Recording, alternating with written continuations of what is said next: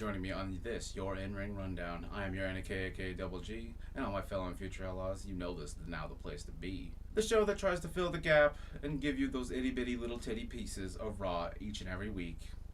This week on Sesame Cenas, Raw comes to us from San Diego, California, the state that is currently experiencing destructive and rampant wildfires for much of 2018. Being the compassionate and well-respected and supportive company known as WWE, naturally they begin the show with Seth Rollins' theme, reminding us all to burn it down. So much so that Kevin Dunn's teeth manages to get stuck on the button as Seth Rollins' "Burn It Down" scream plays on a continuous loop.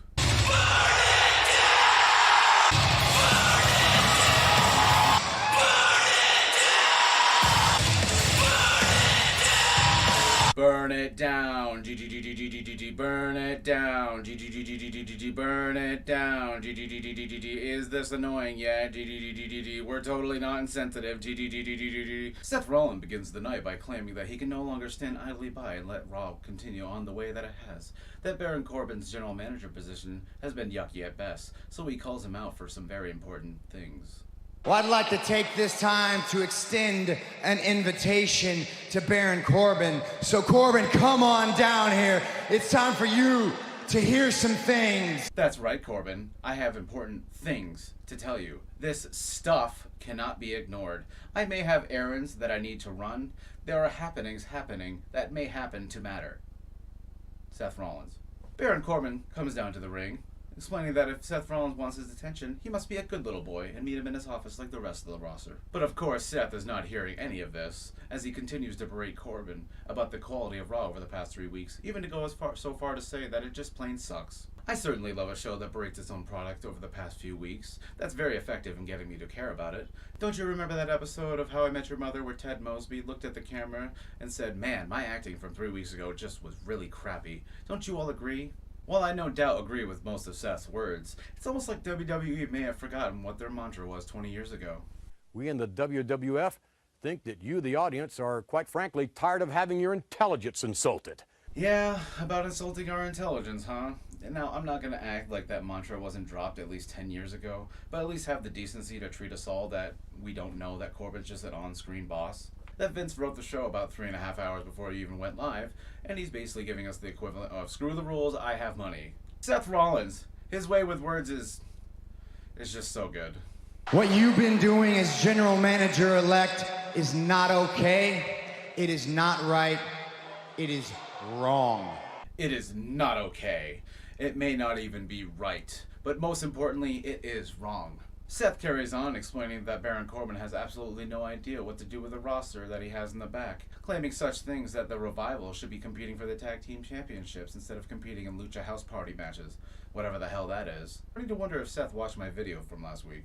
It's almost like WWE read the massive backlash from the past few weeks and is using Seth to air his grievances that we all actually had, such as Baron Corbin having his bromance segments with Drew McIntyre and Bob the Lash for about 3 hours straight. Combine that with all the piss-filled segments, I'm so glad that WWE hasn't been deciding to insult our intelligence over the past few weeks.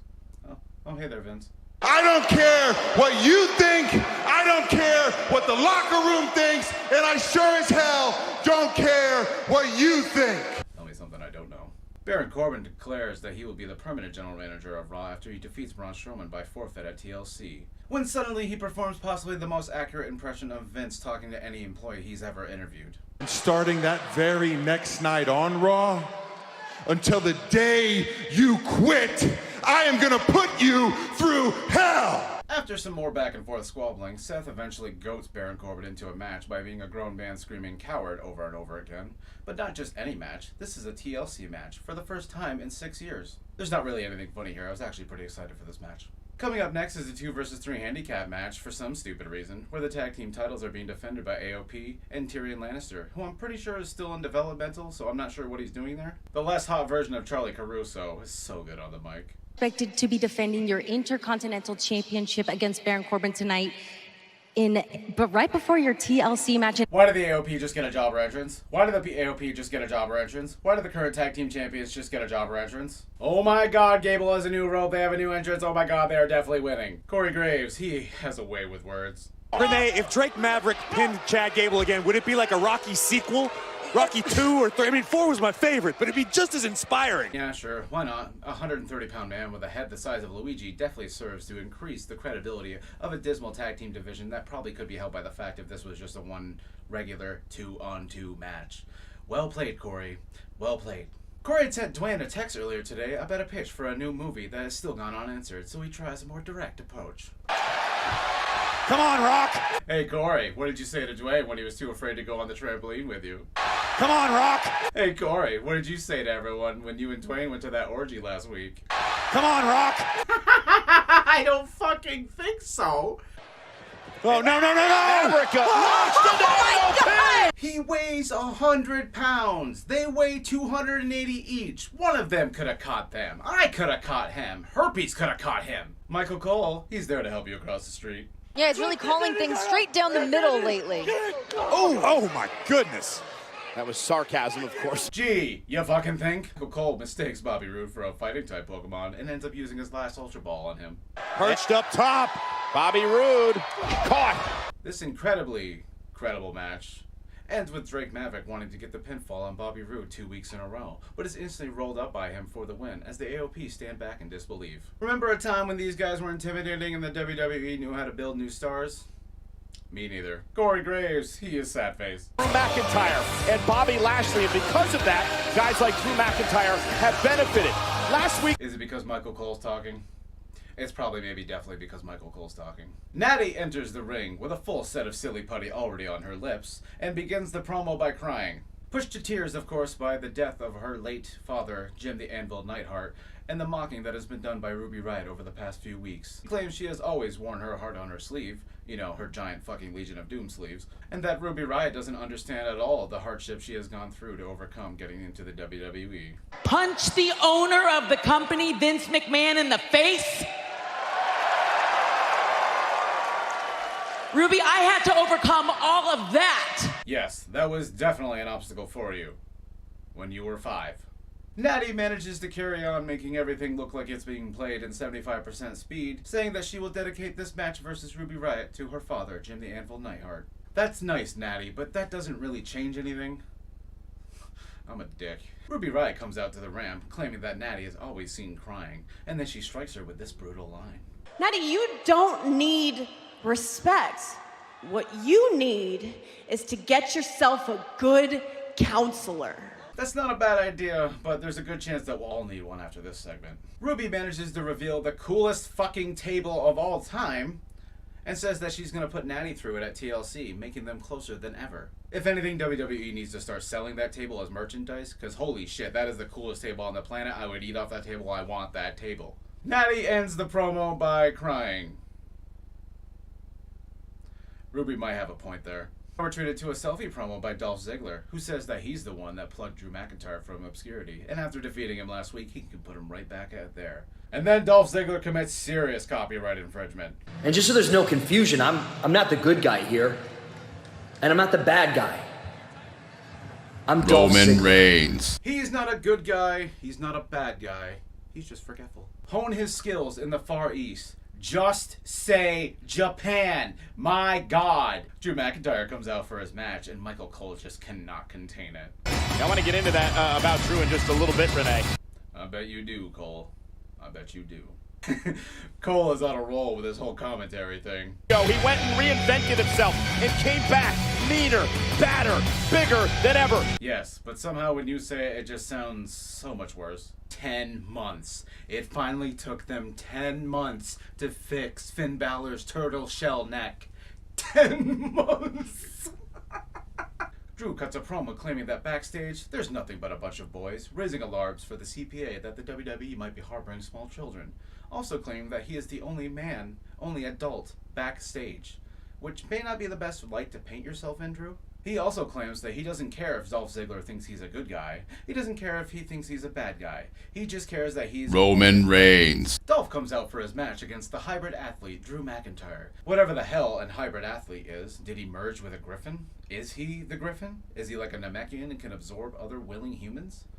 What is a hybrid athlete? No one knows, because it's made up. After a more back-and-forth match that anyone had any right to expect, Drew McIntyre puts down Dolph Ziggler with a brutal fucking Claymore kick at lightning speed, proving that 50-50 booking is in full effect. And after the match's conclusion, Drew continues to beat the hell out of Dolph, even going so far as to Claymore kick him one more time in the face against the apron. What a terrible and dastardly thing to do. It is not okay. It is most certainly not right, and it might even be wrong. Michael Cole berates Drew McIntyre as Corey Graves does his best to hold in the orgasm from the savage beating he just saw. At the top of Monday Night Raw and complained and said he was going to stand up to the locker room after this authority. Michael Cole, everyone. 20-year veteran of commentary.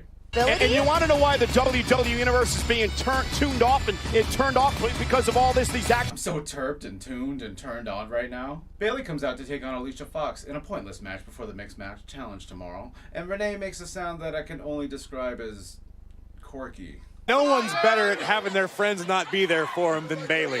Just ask Sasha Banks.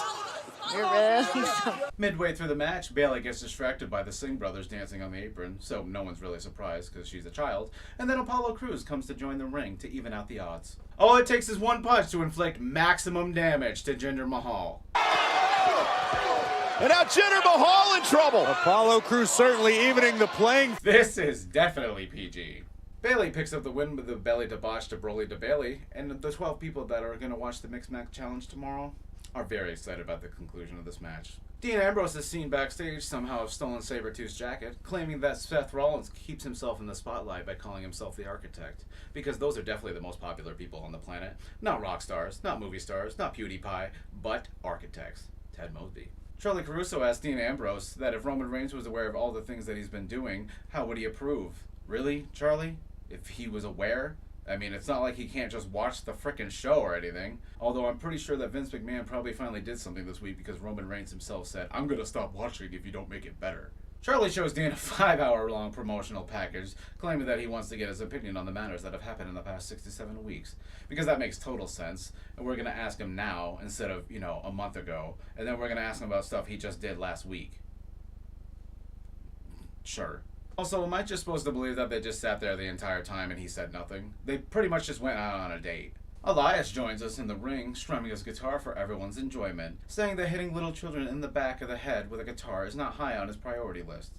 So are you saying it's still on your priority list? Because you might not want to reveal that. A human hybrid of Usher and Woody from Toy Story comes out to interrupt Elias, to start a match that no one really understands why it's happening in the first place. Now, Heath Slater joins them as his first match as a referee, so that instantly makes my day better. Meanwhile, midway through the match, Elias uses more copyright infringement, and uses a fucking last ride on Lio Rush. I loved it, man. Without any warning, though, Bobby Lashley starts to beat the hell out of Elias, causing Heath Slater to struggle with his first decision to end the match. Lio Rush manages to pick up the victory, though, after a brutal fucking guitar swing from Bobby Lashley, as everyone is very disappointed in Heath Slater for counting to 3. Come on, guys, he can't risk pissing off Baron Corbin and losing his job. He's got kids! Of course, when Raw returns, we're treated to a recap of stuff that happened 90 minutes ago. Oh, look, a recap of stuff that happened 75 minutes ago. Oh, look, a recap of stuff that happened 30 minutes ago. On the other hand, Baron Corbin is seen backstage with Heath Slater, claiming that he has one more match tonight to be the ref of, that his work is not done, while Michael Cole makes this astute observation. You have another match to referee tonight.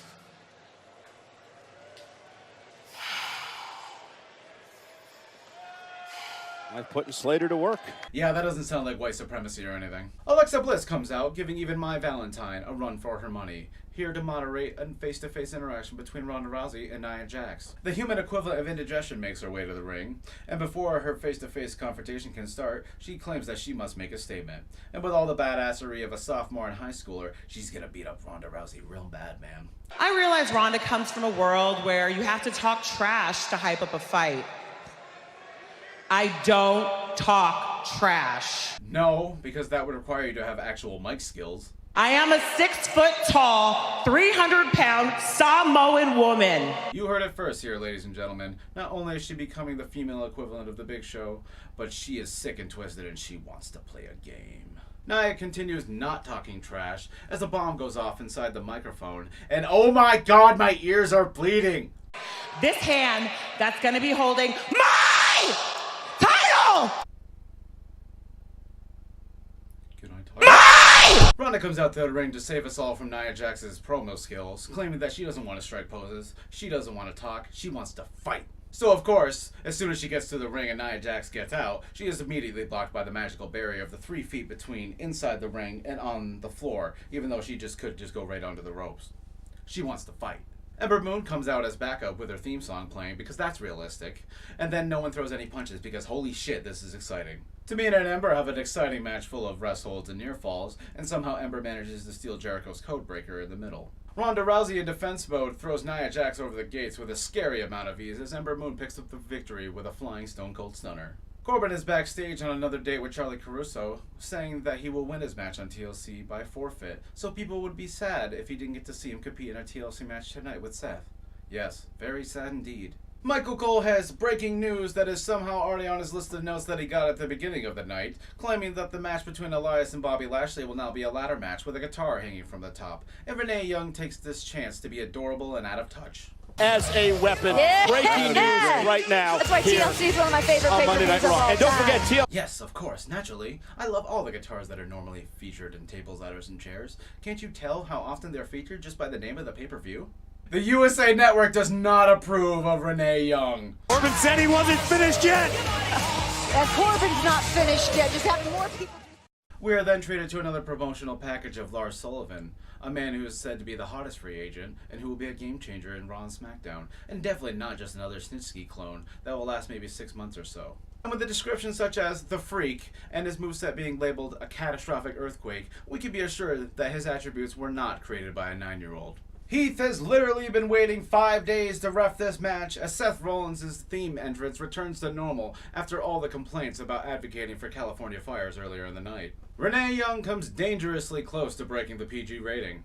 No, Seth Rollins is a true leader in the locker room. He knew he needed to take this opportunity to have somebody finally step up to Baron Corbin to try and right this ship.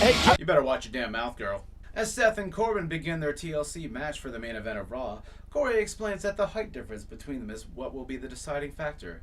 That's right, Corey, because the giant-ass 4 inches of difference between them is definitely going to make it so they don't have to go up the same amount of steps, which I'm pretty sure are 12 inches in between each step. Careful, Renee. Corey's inner Bill Cosby is showing. Hey, I mean, listen, Renee, again, if we're being honest here, you're enjoying this. Baron Corbin dominates much of the first half of this match, but of course because he's a WWE superstar, he is obligated to climb up the ladder at 1 mile per hour, regardless of how much damage he's actually taken. Seth Rollins is planted through a table by a massive chokeslam by Baron Corbin, and for some reason this causes him to be crippled for about 45 seconds. And that may have cost him right there! Corbin putting Rollins to the table! Apparently Corbin's a Pokemon that only knows moves with recoil damage. Heath Slater is knocked out with a chair and somehow manages to keep his teeth, while Seth Rollins sets up Corbin on a table and delivers a massive frog splash for critical damage. But as Seth is about to go for the victory, the man who may or may not have kids stares at him for about 15 seconds before he pushes him down off the ladder, because Seth definitely couldn't have just sped up the ladder a little bit and grabbed the title. Definitely. Seth lands the curb stomp and flies up the ladder faster than any other superstar has ever been allowed to fly up the ladder before, ever. And then the night ends with Dean Ambrose appearing on the ramp and doing nothing. Good night.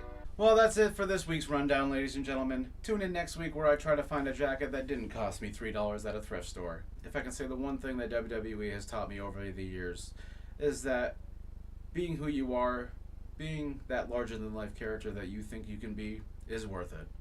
I'm the man from Earth with all the girth, telling you all to be the character that you know you're worth. Hey, cookies. WWE superstar, he is obligated to go up the ladder at 1 mile per hour, regardless of how much they... Damn it, that was close. Natty joins us in the ring with Silly Putty already blah. But after a brutal beat... What the fuck? Such as Corbin Baron of Raw after he wins his match from Braun Format. Ronda Rousey is in defense mode, and what the fuck did I say? The tag team titles are being defended by AOP and Tyrion Lannister. Lannister!